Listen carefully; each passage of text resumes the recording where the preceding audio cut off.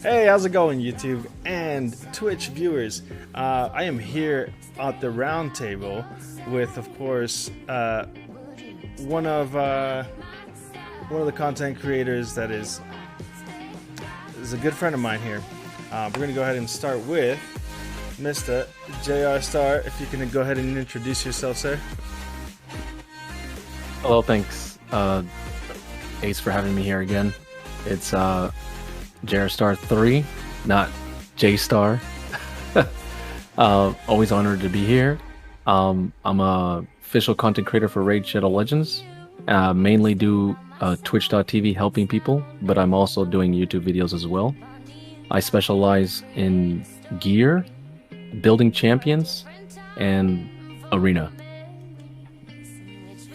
All right, and I also got your Twitter in there as well. For those of you in chat here, you can click on any of those links down there below and go on over to his Twitter, his YouTube, creating content for Champion Spotlight, usually champions that are not the typical kind of champion. So go ahead and go over there and take a look at that. He also does Faction Wars. Second, I've got actually, oops, right over there. I got Educated Potato, new to the streaming world, but very old into the raid itself. So go ahead and introduce yourself, Educated Potato. I'm Educated Potato. I just started streaming probably about a week and a half ago. We already have a good small community. Most of my streams is building champs, building teams, working on arena. I ended up starting streaming because I was building all my other friends' teams all night. So all I want to do is build. So I just wanted to build more people's accounts. Ace has stopped by. Jay's been a good supporter of mine. So yeah, hop on by. And I like to look at unique things in the game. Nice. How long have you been playing the game? Not as long as people think I have. Probably, I think I'm on day like 120 something. But I got Lydia before I got Lordy Legionary. I used to be like a Fortnite pro, and one of my friends was streaming the game, so I tried it out for him. And ever since that day, I played it at a minimum of 18 hours a day, non-stop. I'm already level like 97 in the game. Give you an idea with it. I day 120, so I play a lot. Wow. You said you were playing League of Legends, is that right? Or Fortnite. Fortnite, that's right. Any other games that you've ever played? Everything, mostly indie games, like Slay the Spire, anything nerdy like that. Gotcha, Deck building, you know. Well, let me get you your shout out as well. So guys, if you guys don't know Educated Potato, down in the link as well, go ahead and hop on over there and give him a cheeky little follow, right? So there's that as well.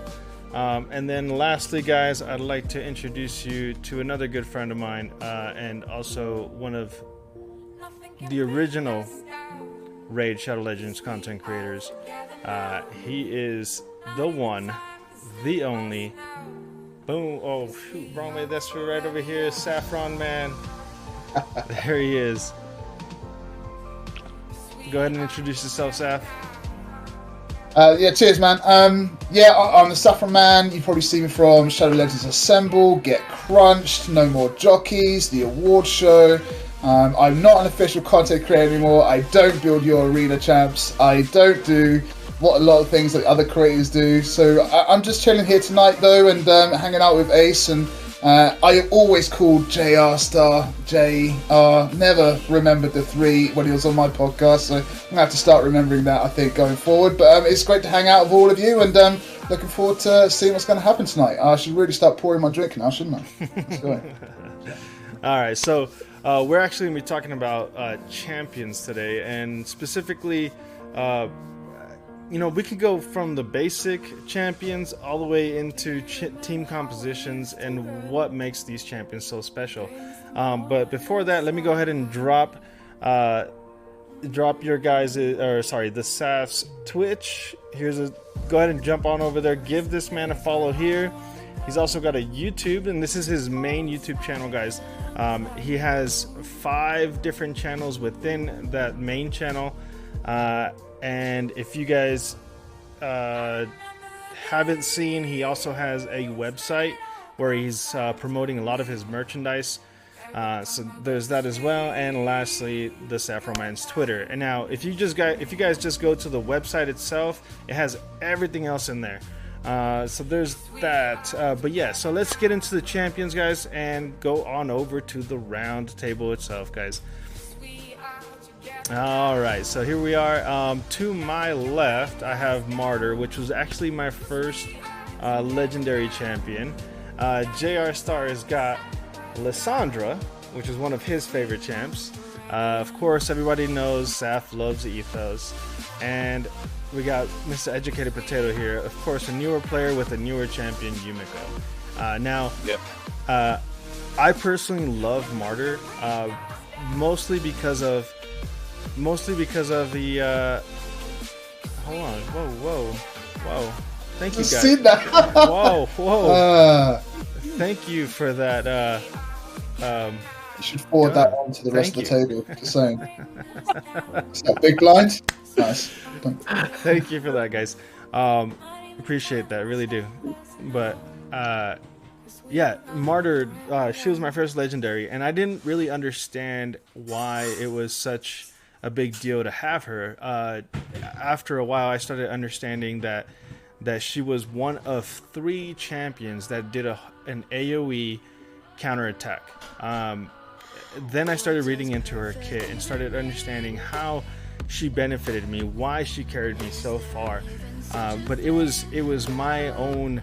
I got this legendary because they don't really tell you. I mean, they tell you this is a common, this is an uncommon, this is a rare, this is, but this was my first legendary. So I figured, playing a lot of other games, that a legendary is the best.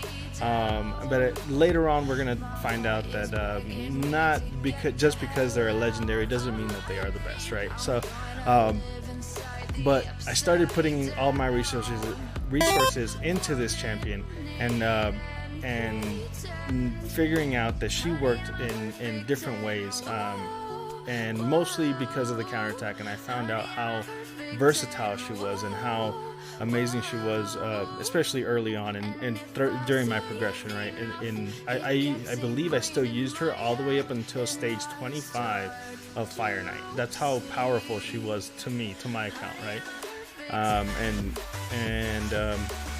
Yeah, I think that's pretty much all I have to say about Martyr herself. We're gonna go into the breakdown of every champion, and just kind of like the whole point of all of this, guys, is it's basically a overall champion spotlight. What makes these champions special, and how to read them. And the reason why I want to do this is because Polarium at this point is bringing so many champions to the table. We're trying to figure out who's good, who's not good, what's going to work for this person, what's not going to work for this person, what's going to work at this location, what's not going to work at this location, and it becomes basically a consumable at some point. But let's listen to JR Star talk about why he likes Lissandra so much. And let me adjust this music just a little bit, guys. You want me to start? Yep, go ahead. So when I first started the game, there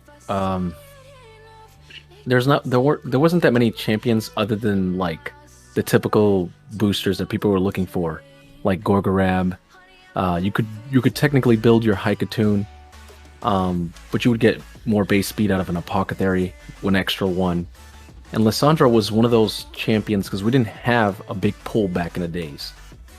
Raid was out for a few months, and the pool was a lot smaller, so the champions that could benefit you of going fast was limited.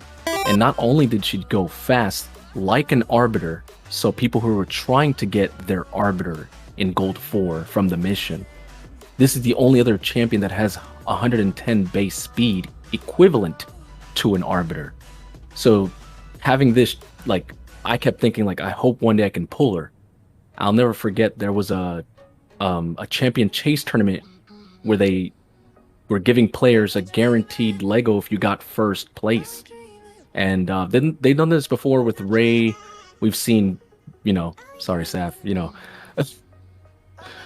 Santa, Sir Nick, and other stuff where people have gone. I believe you went there. Okay. And Lissy was one of those. I'll never forget how hard I played Raid. I literally played for 2 days straight because I thought, wait, I could get a guaranteed champion without having to pull shards, without having to spend money. I just have to play the game that I'm already playing. So I said, okay, I'm gonna do it. I didn't realize how many chickens I had to make and go crazy. But after 2 full days of playing, I only slept 4 hours each day. I was neck and neck with this person. And at the end, I had to actually spend probably 40 for some energy, and I just gemmed my way, and eventually I got the champion because they gave up.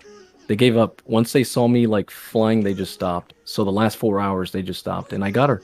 And when I got her, I was like, I couldn't believe it. It changed my account. I started using her in dungeons. Most people nowadays don't do that because we have other champions, and having too many animations can actually make your run slower. But in terms of progression, I think Lissandra and Battle were 2 champions that just literally no brain carried my account. It didn't matter what gear I had. I just started lapping enemies, bosses. So that's why I love her, because she's fast like Arbiter, but she allows you to control and speed up all your champions without really having any negatives. Some people have pros and cons. At the time, I never saw a con for her. I just saw pros. And you were able to distinguish her versatileness straight from the beginning. Her versatility and how speed affected everything in the game. Is there anything else that you'd like to add on why or how this champion? I mean, as you can see, most of the champions we have here are all legendaries, but we'll talk more about that later. But just what did you see in her that you did not see in anybody else? I basically saw manipulation. So the first reason why I wanted her was because she was fast, high base speed, so I could basically build a booster, right, for arena. I didn't want to use my pocket there anymore. I didn't want to use my Gorgorab. I didn't have an Arbiter yet, but I thought I want to get Arbiter, and I need this champion to get me to Gold 4. So that was the first reason. 2, the fact that she could decrease enemies' turn meters. This affects bosses as well, like Fire Knight, Ice Golem, Potion Keeps at the time. You can't use it against Dragon or Clan Boss, but that's all we had at the time, was Dungeons. Faction Wars just came out a little bit after, and PvP. So in PvP, to decrease someone's turn meter 100% was nuts back then. So I thought, it still kind of is. Yeah, of course. But back then we had lower speeds. We didn't have perception. We didn't have swift parry. We didn't have a lot of gear sets, and the speed on overall of all players wasn't as high. 320 was probably godlike back then.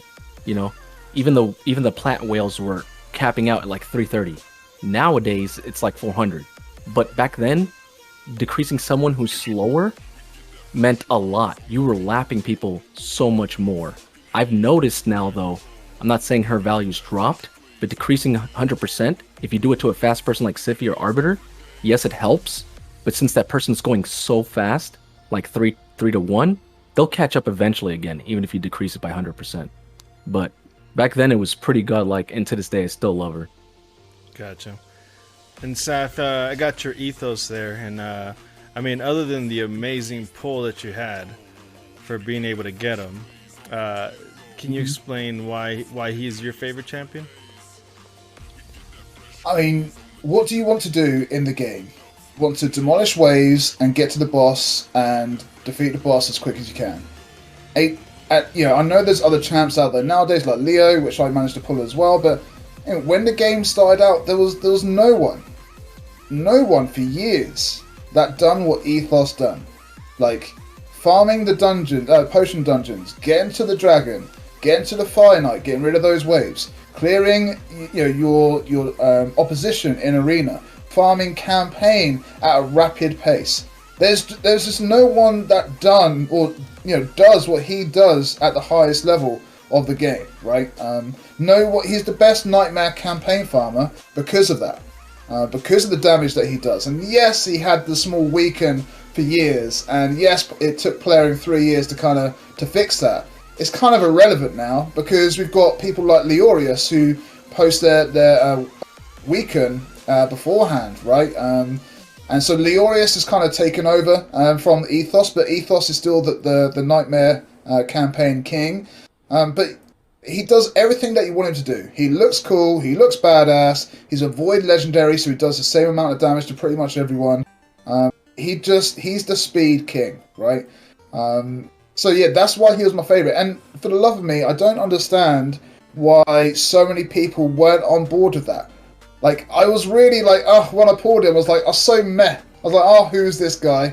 And he literally changed my account. I built my account around him over the last 2 years. And he is a focal point of my account. Since over the last 8 months or so, things might have changed slightly because you might need seer comps, and since Dungeon 25s came out and everything.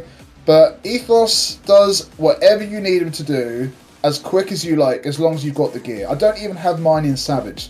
If I was to get a second Ethos, I would absolutely put mine in Savage, but I don't really have the elite Savage gear that I need to kind of put on him at the moment, really. So yeah, he just does everything that you need, from a new player to a veteran player. He just demolishes those waves, and he's got single target damage as well with his A1.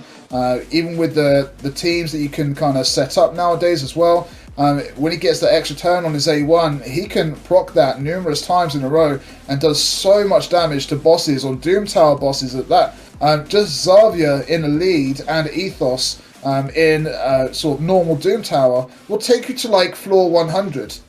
Right, just those two champions, an attack lead and Ethos in the right gear, it will just take you all the way to normal without even trying, without even breaking a sweat, whilst you're competing for getting minimal moves in the Doom Tower. So yeah, he's an absolutely fantastic champ. He's been underrated for years, in my opinion. Content creators have kind of slated him for this, that, and the other. But man, he is great. Now, he's kind of getting left behind at the moment, I think. I think people are going to soon forget about him. But as long as he's the best Nightmare campaign farmer, I will always sing his praises. Really.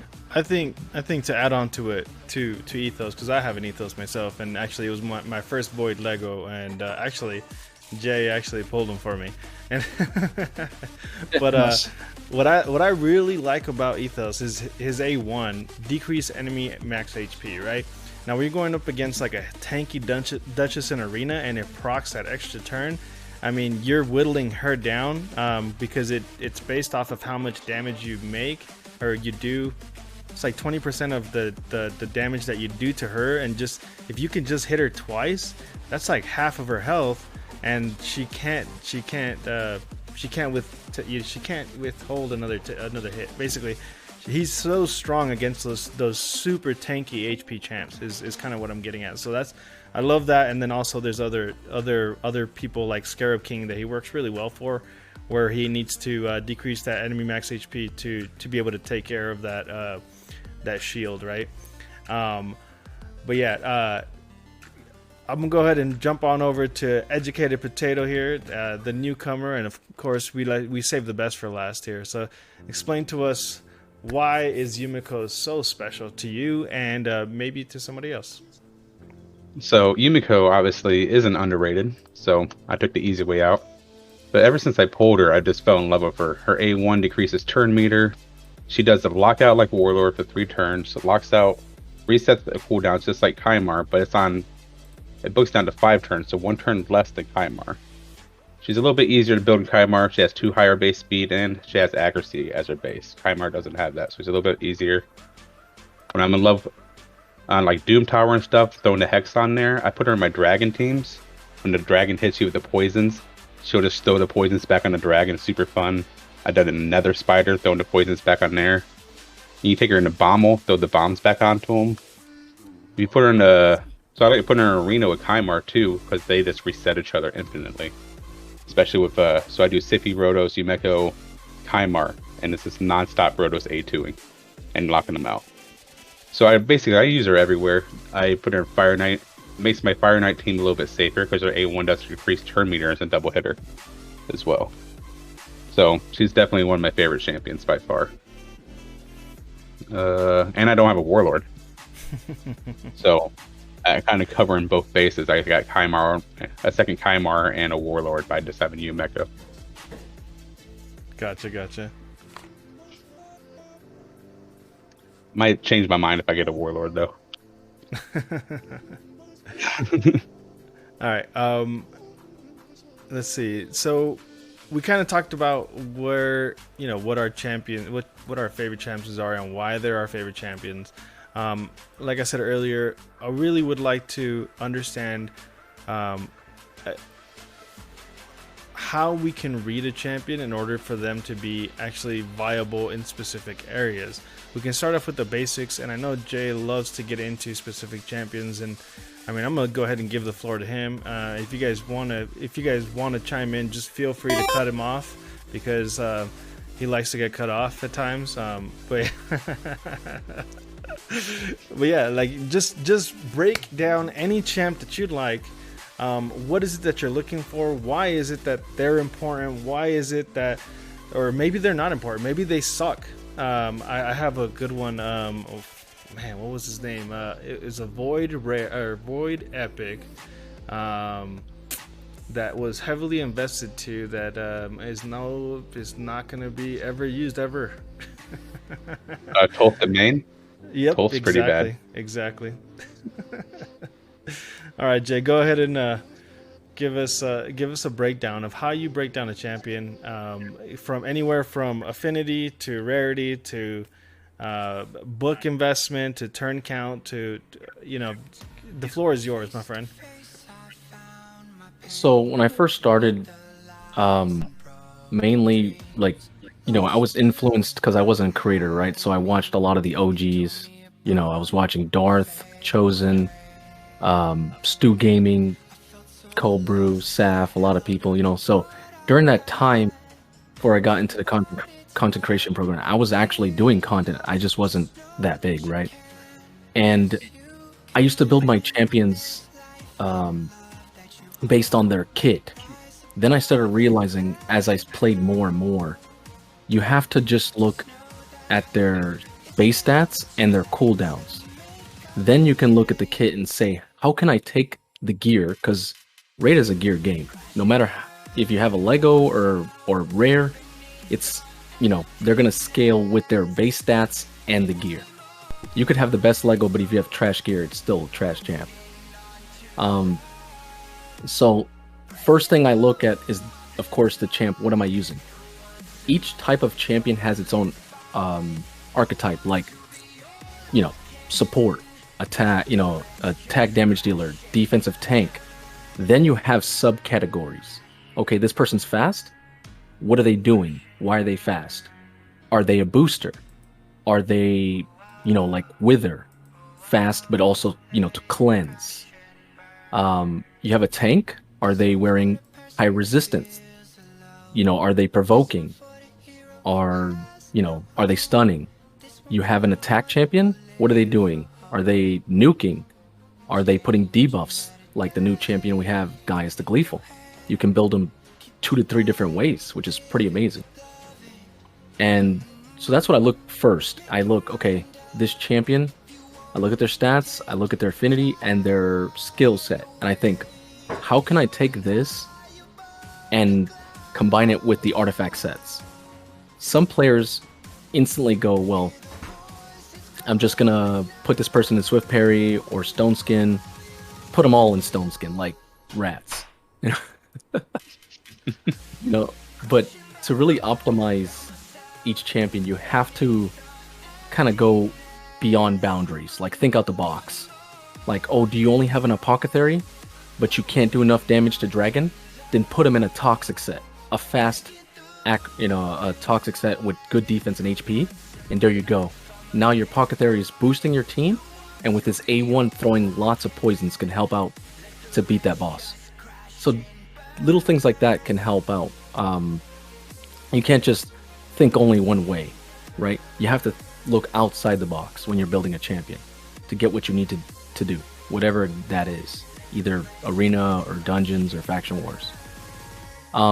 In terms of affinity, a lot of people don't always, maybe not everybody knows this, but if you have an affinity advantage or disadvantage, it matters, right? So I use nukers in stage 24 dragon because all my champions are magic, which means I do more damage to spirit champions, and I get free critical rate 15% versus those enemies, right? Including bosses and the waves. So technically, I don't have to build 100% crit rate. I could build them all 85. And then with that extra crit rate, I can build myself more crit damage, more speed, whatever I need. And that can help you speed up your runs. This is another way to look at when you're building champions. Now, of course, just keep in mind when you're doing that, if you use somewhere else, you might, get slightly kicked because you don't have 100% critical rate. And we usually like to build our champions consistently with 100. But if you have specific champions there, that's one strategy. If anyone else want to say anything, that's fine. Yeah, I was just agree. saying. I don't know, I agree to some extent, right? But now I think the game has changed a lot from when it started back then. Like you were talking about putting poison on apothecary and stuff like that, which is fine. I think I've always had the opinion that I'm looking for a champion that's going to OP carry, right? That's going to absolutely demolish that area. So I didn't do Spider until I had 2 Royal Guards, and I could just demolish Spider 20, right? So I'm looking for that champion that's going to absolutely demolish that. I don't have time or silver to keep re-gearing these other champions to try and knock off a few extra seconds, or to try and do this or do that. I'll focus on what I can do and do that well, and then I'll come back when I've got another champion or two to absolutely demolish that area, right? Like the Royal Guards, Ethos was big for me. Seer is absolutely big for me. Siphi is absolutely big for me.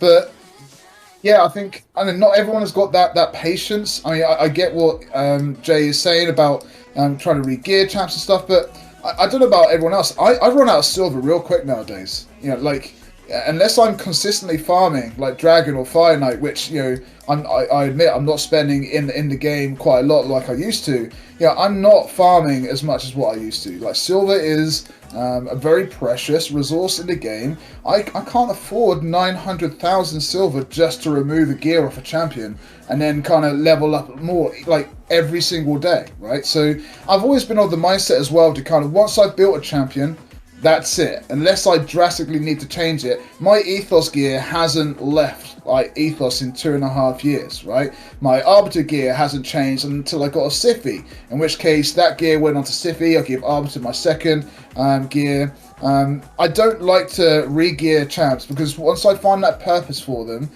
like Clan Boss, like my Draco is built for Clan Boss. I don't build him for anywhere else. I'll build the other champions around that Draco, right? Because he's already built for Clan Boss. I can't change his build, and we don't have presets where we can, that's a Clan Boss build, that's a dungeon build, that's an arena build or whatever. And so I will build other characters around it, and it's just like a spider web of entanglement when you're trying to build these champs. But yeah, I've always liked to try and just demolish that specific area with the champions that I've got. And in between, I'm looking to build champions for fun. Like 5 Bellowers for Faction Wars, double Paragon in Arena. Like, I love to build champs for fun, but those teams cost like 50 million silver a pop. Like, who's got 50 million silver to kind of spend on a random team and have a bit of fun? Who's got the time for that, right? Like, we're all kind of, I know not everyone is kind of into CVC and stuff, but I'm in a top 50 clan. I have to focus on CVC. I'm on those train tracks which Polarium are building. I don't really have time for the Minotaur or to farm and go and build these fun teams. I'm doing what Polarium tells me to do when they tell me to do it. In terms of Fusion, Frag Champs, CVC, tournaments, events. That's what I'm doing. I don't get to build teams for fun anymore. But yeah, I just like to build champs when I know that they can demolish that certain area, for sure. On the other hand, like, I'm a little, when you get more end game, I have a Royal Guard built just for Fire Knight. Then I have more Royal Guards. So eventually get to where you have a champ built for that specific dungeon. That's where you do the 85% crit rate. You build him, you leave him alone. If you want another one, you just build another one. It's mostly epics though. I mean, that goes for any champ. I have champs specifically built for clan boss, you know, and yeah, they're viable in I don't know, arena or something else, but at the same time they're not at their full potential.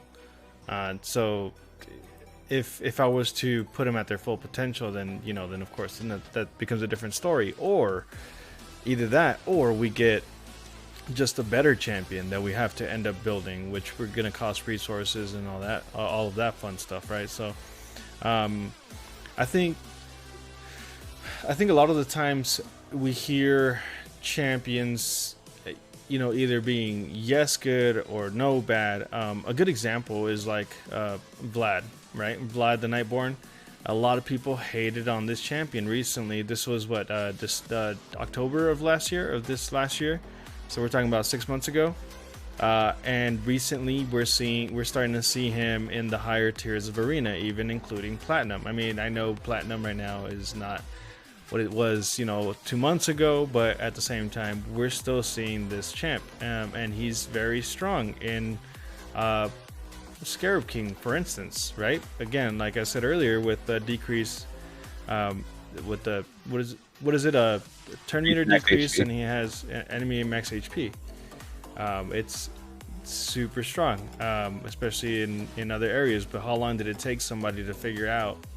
I mean, it took Jay, 20 seconds to figure out how this champion works, and it took other people quite a lot longer. But a lot of people, listen to other people and end up getting, upset about not being able to get this champion or that champion. I think a lot of people don't take into consideration what makes a champion strong, which is why I wanted to get you guys in here, and you guys have a lot of experience with telling YouTube, especially YouTube. YouTube is not people that come into Twitch and talk to all these content creators or different chat rooms and try to figure out how to best get the best bang for their buck, because people are spending in this game, right? So yeah, I mean, if there's anything else that you guys would like to add, I'll give you my best example that I can tell you. A lot of people say Seer is amazing, right? Seer, Epic, Void. I mean, I would fight anyone that says that she isn't. Like, she literally sticks out like a sore thumb. She clears every part of this game in like a numerous amount of teams, where it doesn't matter which buff it is, as long as it's a different buff and they stack up. No, with other, it doesn't matter if it's a rare or if it's an epic or legendaries. A buff is a buff. As long as it's a different buff, it stacks up, and she's going to do that damage no matter what. You could put a Valerie in there, or you could put an Apothecary in there, and a whole bunch of other. She's going to do the same job, right? So, right. I mean, how is she not amazing? I'm not saying she's not amazing. I just think it has to do with a lot more of a team composition at this point, as opposed to just one specific that team champion. Is like 490 out of the 500 champions in this game. Like, so many champions provide buffs. She is so versatile. It does. You need a team around her, but that specific team doesn't matter. Really, a buff is a buff. The other thing is, if she has no buff, she's still hitting as hard as Royal Guard. If you think about it, still enemy max HP AoE. Well, I'm not saying that she's bad. No, I'm not saying that she's bad, but I'm saying her kit alone doesn't make her amazing. Yeah, you read it, you look at everything, it's like, okay, well, I understand what it's telling me, but in order for it to work, you have to build the rest of the team. And how is it that she can make her magic happen? How you can clear Doom Tower hard and dungeon waves? I mean, you have to build a team around her, especially a synergy team, because sure, you can get through one wave, but then the next wave you just end up getting assed. I mean, that's just how it is. So you've got to build that synergy. You can't just throw any champions. Yeah, you've always got to build that synergy. Yeah, you've got to build that synergy, but those champions are irrelevant. You're talking about gearing issues there, gearing problems. That's what you're talking about. It doesn't matter what the champs are that you're gearing. You're looking for that synergy from the gear, not the champs themselves, really. Like I said, you could use rares, epics, legends. It doesn't matter. Seer's going to do the job. A buff is a buff. She doesn't care what that buff is, as long as it's a different buff. She's going to use it, right? But there are so many other champs out there that do require other teams and to make them work. A lot of the champs require different kind of setups and stuff. Seer is the most versatile champion in the game. Like, I know Gaius the Gleeful has got some versatile builds, but Seer, she just gets on with everyone, mate. She's not picky. She gets on with everyone, man. So, yeah, I don't know. That's simple. What you got, Jay? I know you love Seer. So, so in the beginning, back then, people used Seer, but they didn't use her as much. A few content creators, tier 3, actually started showing her her usability in a different way, especially once the new stages came out. People were like, man, it's too hard, right? If you a lot of people don't know this, but back then her A3 does less damage because people used to use her against dragon. If you didn't have poison explosion, like Zavia was one of the quickest dragon 20s, you would use Seer. So they nerfed Seer A3 because it was too strong. Then people were like, oh, it's okay, cool. We'll create new comps and include like Renegade, bringing in like Kymars, bringing in new champions like Archmage Helmet to make her even more better. But if you look at her kit, her A1 gets a small chance to get an extra turn. Okay, that's not that good. You look at the A2, it gives plus 30% crit, and it doesn't give decreased defense, which would help her smack more. It gives weaken. The only thing that people abuse is the A3. So of course, with the player base, right, and after a long time of playing the game, they said, put Savage on her, make these specific Seer comps, and you can utilize her everywhere. If you look at Doom Tower, another reason why she's really good in Doom Tower in normal and hard is because the Plarium scaled the enemy's HP as well as defense. So the more HP put on those enemies, she's doing more damage. If they would have just done all defense on the enemies, then Seer would have got reduced a little bit. So it just worked out for the player base that she turns out to being almost equivalent to a Void Legendary nowadays. But back then she was just good as a Void epic. That's because there were other options like Royal Guards, right? People were using Royal Guards for that max HP damage all across the boat, right? And there were other options, but as soon as they brought out those other dungeons and they removed the max HP damage, we were like, right, what other options do we have? Poison Pop has been nerfed, max HP has been nerfed. Oh, but Seer works fine, and that's why HWZ mentioned it in Raidzilla. Like, everyone's got a comp with a Seer. Everyone, like, if you've got a Seer, you're using it because that content needs her, and she sticks out like a sore thumb. And I know other people don't like using Seers because it's just so boring, but I mean, for the 9 times out of 10 for the players, if you have a Seer, she's going to unlock doors for you pretty much. But again, that's because Plarium made those changes with max HP, with those dungeons. It was Royal Guards and everything before, and but she is the only one that kind of does this stuff until there's more versatile options which do things fast, because time to play in the game is still an issue, right? We don't have 12 hours a day to play this game, so until there's more versatile options for the players, C is going to be the one, mate. And I've been saying they're going to nerf her at some point. I'm sure they will, but if they do, that time is going to be very important. If they nerf her when there's no other option, people are going to cause an absolute uproar, so we'll see. Well, people have already found other options. There's some people that blow through the waves, just as Jay said before, because he doesn't use Seer. And there's other ways like Poison Explosion. So if you nerf Seer for her damage done by buffs, then our Poison Explosion team's going to be a thing as well, or is it just going to be? I mean, it's just kind of the same thing. They can't just do one and not the other. I mean, they probably can, but I don't know. Poison explosions, anyways, by a lot. What was that? One more time. The fastest teams now are poison explosions by a lot too. Right. They're faster than Seer teams. And that's true. That's about half the time for Seer teams, to be honest, because you got to set it up for Seer to be able to do her actual job. Well, I mean, we could probably talk about Seer all day long, but do you guys have any other specific champs that you guys want to bring up? Growhack the Bloodied. Everyone says Growhack is really, really bad. I couldn't beat Faction Wars until I got Growhack. I use him in my Dark Fey team because his AoE boosts his turn meter. He does his A3 does weaken and complete turn meter steal, and A1 is a 2 decreased speed. So everyone, if you go to all different websites and everything, they say he's terrible. I see him in people's bolts every time I go on there.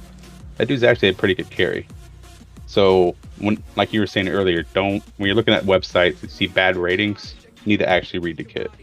It can probably help you. But he's been a huge carry from my account early on. Can we add in there the in-game reviews?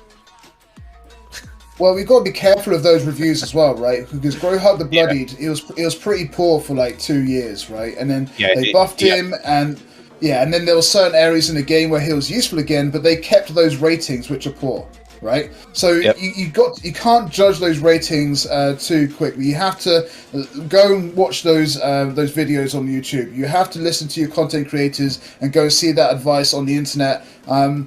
New advice as well. You cannot judge a character by the ratings because, like, mate, Draco was the worst champion in the game, and then he was one of the best. Martial art as well. Like, champions go through balance patches, and shit ones become good ones. It just over a matter of time. So yeah, don't judge a character on those ratings at all. Get your information as relevant as you can. This is Plarium's game, right? Or Plarium's Raid Shadow Legends game. Why is it that they have Hydra in here, but they don't have anything as far as Bommel? They don't have anything in Doom Tower. This is their own game. This is Plarium. Here.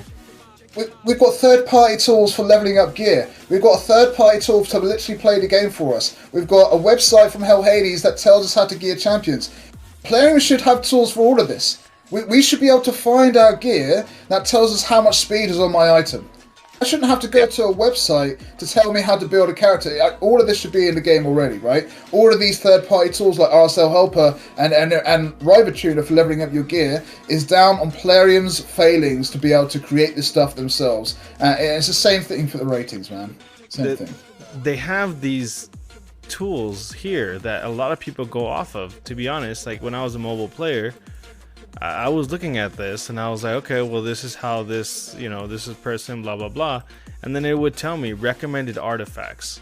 And it would tell me this stuff with this gear set. Lifesteal gear and defense. And gear sets which have been in the game since the beginning, right? Where's the Swift Parry or anything else? And by the way, those ratings on Vizix are literally from when she first came out. And she was rubbish. She's been buffed since and she's actually okay. Right, so those recommended artifacts don't ever go onto that tab. It's absolutely pointless. But the ratings are dated as well. If they were to wipe the slate clean of the ratings when they get buffed and stuff, that would be great. We should also get our books back if they do that to a champion. Like, if someone is spending all these books and putting them into a champ and they change that champion from the ground up, you should get those books back and choose whether you want to put them back into that champion, right? Nice. But again, this is Plarium. Yeah, I mean, we can't just tell them to give us all this shit. I mean, we can, but why not? Are they going to listen to us? Is the other thing. I know that there's other games out there that have done that in the past, and you can either if there is a buff or a nerf, they end up giving you your resources back for that. But I just don't see it. I just don't see it being a possibility, or even. It's definitely a possibility, but. But I guess my point is, before somebody invests into a champion, other than hearing word of mouth, how can I read into this champion? Where we've gone over base stats, right? We've gone over affinity, the type of champion that they are, and where their damage is coming from, or let's just say it's not for damage, but let's just say usability or versatility. So we read their kit. Is there anything else that would be important I guess we did kind of talk about team composition. I mean, you're reading the Arbiter's kit, and it says damage is based on attack, right? You don't want damage on Arbiter. Yes, it helps, but you really, really don't care about attack on Arbiter. So, again, reading the kit is dodgy, right? You don't want to... You have to go and use that information on the internet. Videos, internet, content creators on Twitch. If you want the best out of your character, you have to take that. You can't trust the stats that are in front of you. I did a build on Daywalker a little while, like a couple of years ago. I was on Twitch. Someone came in chat and said, "Hey, I've heard about this build for a Daywalker. Daywalker is a void rare. Basically, when he dies, he comes back alive and does an AoE attack like Ethos, right?" I was like, "Oh, mate, that's awesome. What if I was to build 2 of them, right? Make them like no health whatsoever, but max out their attack, crit rate, and crit damage, so they would be targeted first, die, but instantly come back and hit them, right?" I thought that'd be really cool. But what it doesn't say, or it didn't say at the time, is that he doesn't crit. He can't crit whatsoever. And it was from my build of that character that I told Polarium, because I was part of the program at the time, and they go, "Oh, yeah, we shouldn't." And if you go to Daywalker now, it'll tell you this attack can't be critical because of that build that I'd done for him, which kind of sucked. But yeah, you can't rely on the information that Polarium have given you in the game. Use it as a guideline only, but not a commandment, right? You know. Yeah. That was a good example. Yeah, that's a really good That's a costly example. My gosh, that cost me so much silver. I was gonna also say another way to check, let's say hypothetically you didn't want to build you have a second arbiter, or you have a champion that you don't know if you should build them damage because they have like 3 attacks. Check the multipliers. Check the base stats to see if it corresponds correctly, because some champions have high base attack but have low multipliers. So and multis are very... I was gonna just ask real quick, where can I find this information? You're asking me to look up multipliers. Can I find it in game? Unfortunately, No. No, you can't, because this is Polarium. So you have to go to a third party and then find that information and then come back in game and build that champ. That's it. While ignoring the reviews on there. I mean, it's information that's out there that we can't get out of the own game. Like it kind of doesn't make sense to me, and I'm sure it doesn't make sense to a lot of players. So I'm just asking. I guess if you guys had any recommendations, how can we fix this, or how can we recommend to fix this? Fix what?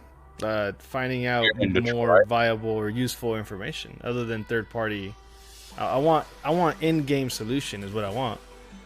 There is a math equation that you can do in Doom Tower to figure out multipliers. I don't have it offhand, but there is a way to figure out multipliers on your own. So there is that. Okay. I'd have to find it. I didn't know there was such a thing, but I am willing to listen in and be educated from a potato. So from what I've seen is they purposely made raid really hard, and because of the player base, like just extensively playing the game in different areas like clan boss, faction wars, we've gotten so many tools, right? Deadwood has come out with the clan boss calculator. Ash Voyager created the damage calculator, which is an Excel sheet where you can take your champion, put the stats. I wish all this would be in-game, like you know how like in World of Warcraft or another game you can go to a little dummy and try out the little dummies and see your damage and see how things are scaling. Unfortunately, we only can do that right now in Doom Tower, and then you have to do math. That's just too much. I wish it was easier, or they could just put a place, which I keep asking, I can't wait, like a guide section where you click a champion in-game, it can show like people's builds instead of going to a website or a YouTube video. In-game, it would show you like kind of like when you see Hydra and you see other people's, champions that they're using in Doom Tower, which champions they're using, what gear sets they're using.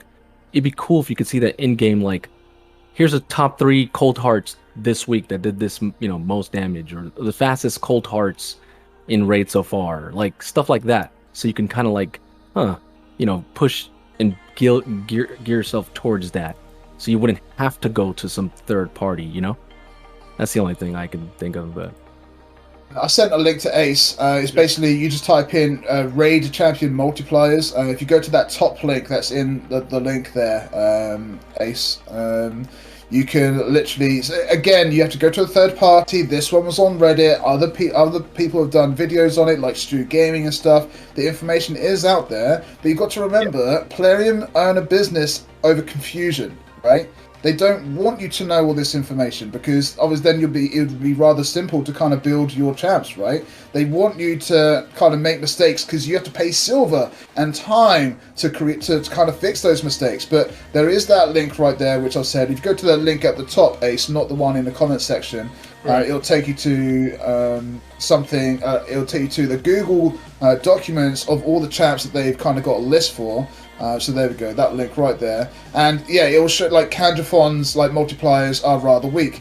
They've been deleted it. Ooh. But there are other links out there. That information is out there, right? Again, that was just the first link that I found from a Google search. It is out there. You're gonna have to look for it.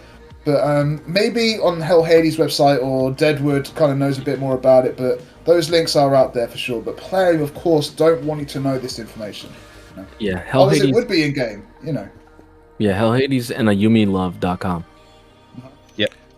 So, what I'm understanding is if I want to decide whether or not I am going to fully invest into a champion, whether it's legendary or not, I have to not only find out whether or not they're viable, but I have to kind of reach out either to the community or do my own research via YouTube, via third-party websites, and cannot rely on the information in-game, is what I understand. Yeah. Unless you just want to build them out and test them in Doom Tower and see what happens. Yeah, I mean, if you want to have fun, you can absolutely do that, right? You can, but it's very expensive to trial and error in this game, right? Yes. You want to be able to build something and it work pretty much first time because you can't really afford to build it a third, fourth, or fifth time. So if you want, absolutely, go to your content creators, find out the information, and educate, do the homework on a champion, right? And then that's going to save you the most resources. Hey, I build a lot of champions I hate. Like I have Hose Ring maxed out. He's awful. But I was curious if I can make him work. Just be careful. I mean, I'm sure there's some use for him. I think if you put a lot of resistance on him and put him. Hose Ring. He's one of the new champions, the Hex one. I think what I understand is if you put a lot of resistance on him and you put him in your vault, it'll help boost your player power. You lost your Hex. Probably a good idea. I might do that.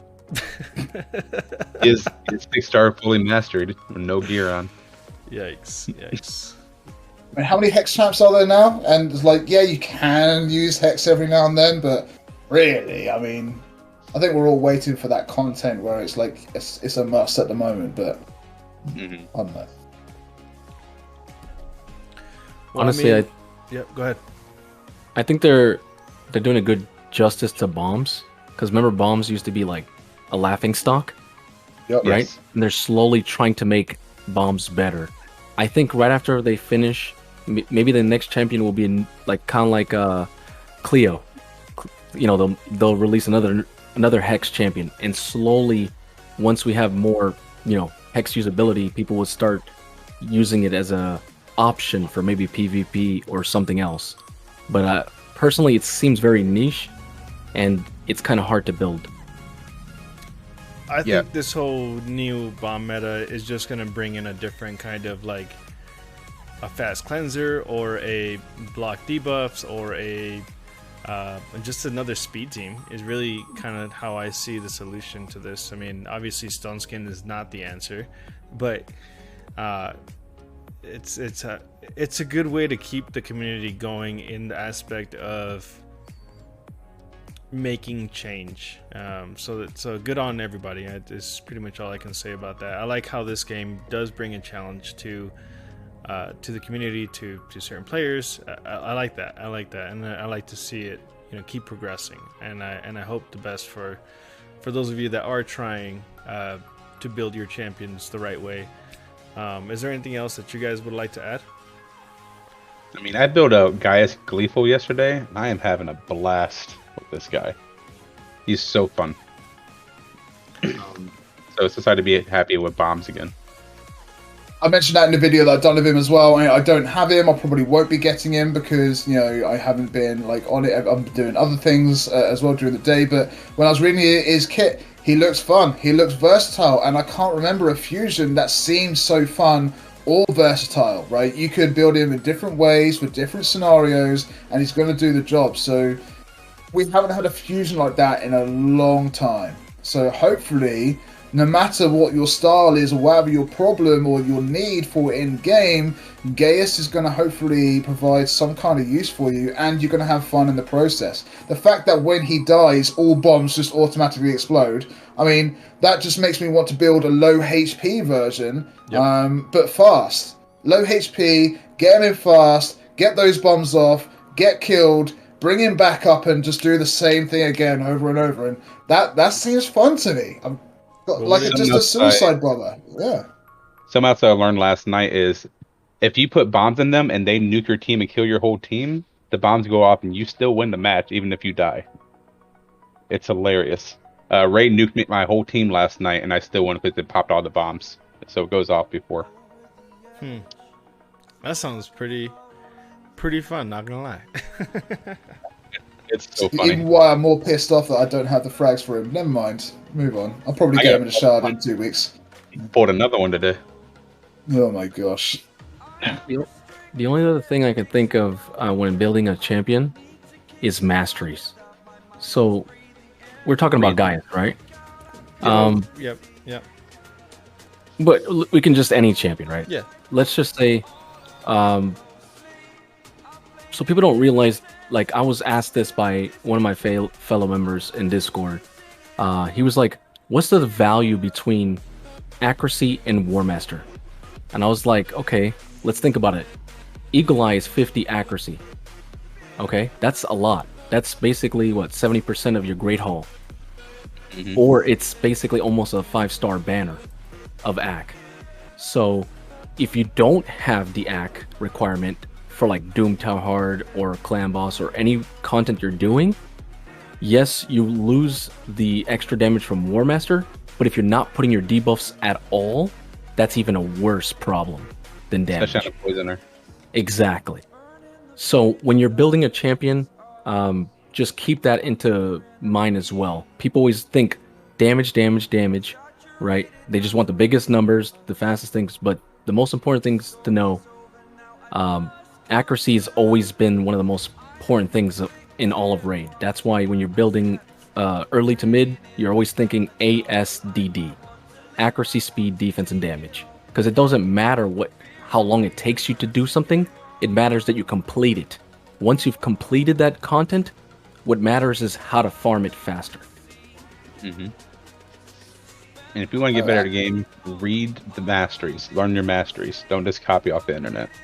No, and that's one thing you don't need to go to content creators all the time. Masteries don't change. It's 3 singular pages. They don't change. They changed one time like 2 years ago.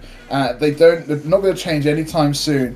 And after you've built like 10 champs or whatever, you should have an idea what masteries are by then, right? It is going to take you time, but there should be a point in the game where you should pretty much know those masteries off by heart.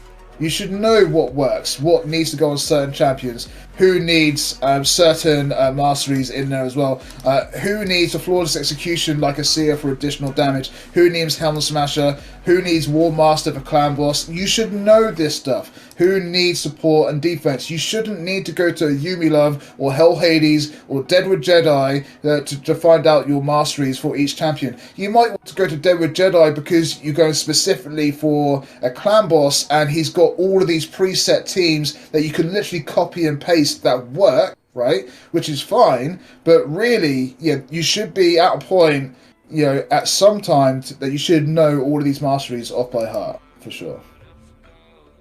Yeah, that's a great add-on. Good call, Jay. I'm sorry, JR. 3, JR Star 3. Let's not forget the 3 like I did for a year. Three's very important. Who's the first 2? That's what I want to know. Oh. The first 2? They don't stream right. That's a good question. That's a good question. All right. Any other add-ons that you guys want to throw on there? If you don't have Resurgent, get ready for it. Put Resurgent Master in everybody for this Gaius meta that's about to come up. Thanks. I know. I challenge everyone to build 5 Bellows and see how far you can take them in Faction Wars. I mean, that's been a long-term project. I mean, I've got 6 Bellows, but the one problem I have with that is the gearing, right? To have the spare gear available that you need to put on each one. So I've taken 5 Bellows to floor 18 of Faction Wars. I haven't managed to get to 19, 20, or 21 with them. So if anyone can kind of beat floor 18 on Faction Wars with 5 Bellows, I would love to hear it. But yeah, other than that, I mean, it's so hard to have fun with champions, right? And to build these fun teams. You might be able to do one once every month or so. Like, I do build the double Paragon in Arena, like I mentioned earlier on. That's one of my most fun Arena teams I've ever built. I like trying to think outside the box a little bit. But yeah, we can't just try and have fun wherever you can. Like, there are so many ways to get to. There's so many paths to the same finish location, right? It's not just one direct route. Oh, Royal Guards, Seers, Ethos, and this, that, and the other. There's literally 500 plus champions in this game. Just take your time, and if you're smart enough or versatile enough, just try and build some different teams. But yeah, I do challenge everyone 5 Bellows. I'll tell you that's tough. There you go. All right, go ahead and drop your guys' plugins. Go ahead and Saf. I'll let you start off with all your plugins, bud. Plugins? Yeah. Okay. Start off with your website. You want to throw on all your YouTubes? Absolutely. Well, look, if you want to just know anything about what I do, you can go to TheSaffronMan.com. Right at the top of that front page, there's a channel section where you can see all of my 6 YouTube channels. Right next to it is the highlights, so you can see the Raid Award show for both years, 2020 and 2021. The No More Jockeys game show that I've done, which I absolutely loved, as well as the Raid Shadow Legends Assemble, which we ended up doing like 80 podcasts, and we've got some of the greatest content creators and players that have ever graced this game and community on that podcast. I don't do it anymore because it just took up so much of my time. It's kind of why I'm here right now, because I don't have to organize this. I just turn up and it's good and we're done. But yeah, I thoroughly enjoy doing that, and I'm always trying to do unique things. I'm always creating content on YouTube. I'm doing reactions to Candy and Extreme Sour, gaming adverts, sports, and all that on my Saf Reacts. And I've got so much stuff going on. I'm doing a podcast for Summoner's Glory now as well, which we just done our first episode on that today. So go and check out Saf Plays for that. Saf Music, Saf News, it's all coming forward. So yeah, I'm full on the YouTube game at the moment. And if you ever see me on Twitch, it's because I want to play a fun game. I played that Vampire Battle Royale game the other day, Blood Hunt. It literally came out, and that was a really good, fun time. So yeah, I use Twitch for fun, and I work on YouTube pretty much all day, every day at the moment. So, but yeah, go and check it all out at TheSaffronMan.com. You can't miss it. And yeah, thanks for having me, man. It's been great. Thank went the whole stream about Saint Bernardo. Oh, wait, never mind. Shit. Whoops. I appreciate that, Seth. Thank you very much. I enjoyed having you here, Luke. Go ahead, Jay. It's all you. Thanks for having me again. You can pretty much find me everywhere. Instagram, Twitter, Twitch, YouTube, even Facebook. Just JRStar3, all one word, and you can find me. Awesome. Educated Potato, all you, buddy. I'm basically just on Twitch right now. It's educated_potato. I'll be streaming tonight. I stream pretty much every night at late night. Gotcha. There That's as about well. it. I appreciate it. Guys, So good, you blinked it twice. I like it. Yep. All right, guys, I believe that wraps us up. Thank you so much for being here today. Not just here on Twitch, but also on YouTube. So if you guys do enjoy the content and you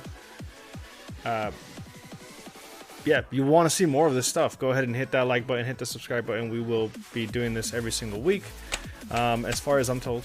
So, and we're gonna keep doing this.